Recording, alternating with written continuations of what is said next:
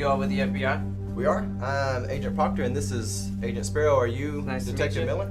I am. You guys have quite the reputation. You think anything spooky's going on here, or Well, maybe. seem pretty open and closed? It's kind of what we're here to find out. Well, long story short, someone over there, guy died reading a book. Pretty straightforward. Well, again, that's why we're here, so if you could just take us to the scene, that would be great. Alright, it's right this way. But, I've got some real work to do, so, again, it's right over that way, and I really just think it's a case of heart failure, guys. Alright, thank you. All right.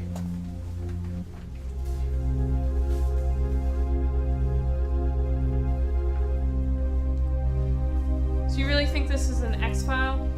Over the past few decades, there's been a lot of people who have died while reading books in this library. Doesn't that seem a bit odd? I did some digging, and all of them seem to have died while reading books which feature supernatural or occult themes. So what, you think someone read an old idea in a book and it killed them? Well, look, Sparrow, ideas and words have a lot of power. Words can have a big influence over the mind. Don't you think it's possible that something like that could trigger death?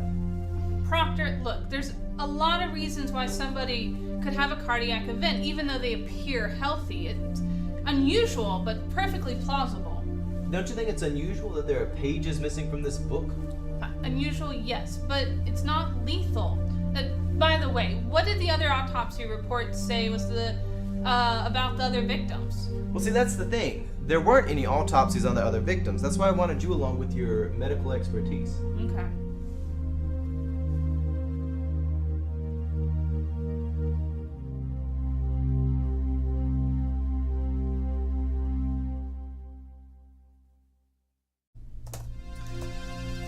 Proctor, have you ever heard the phrase, "Sticks and stones may break my bones, but words will never hurt me"?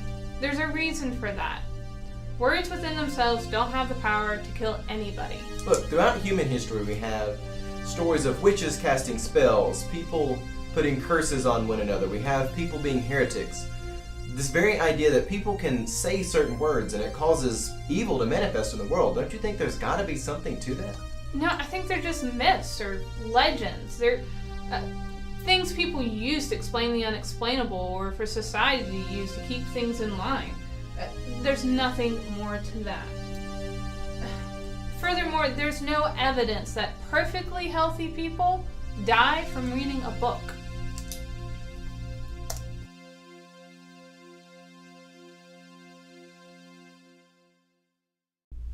Is this Agent Proctor? There's been another death. There may be something to this after all. Alright, we'll be right over. There's been another death. Let me guess. Someone couldn't finish Dracula, so Dracula finished them? Hey, that's cute, but let's go check it out.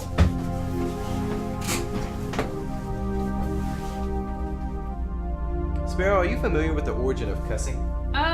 Yeah, it was kind of early language where short guttural sounds were used to communicate danger.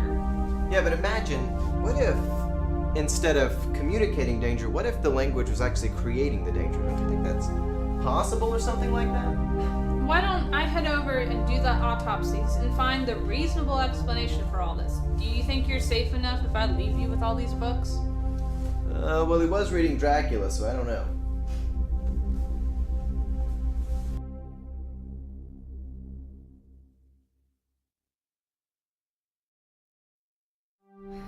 Well, Proctor, I just got the autopsy results back, Yep. and their deaths were consistent with arsenic poisoning. Arsenic? Yeah, so I had the books tested, and apparently part of their construction involves arsenics.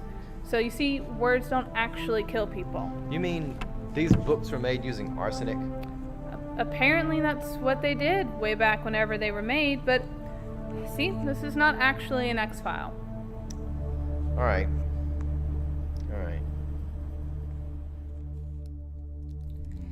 case number 97854. Conclusion: victims died of accidental arsenic poisoning as a result of contact with ancient books.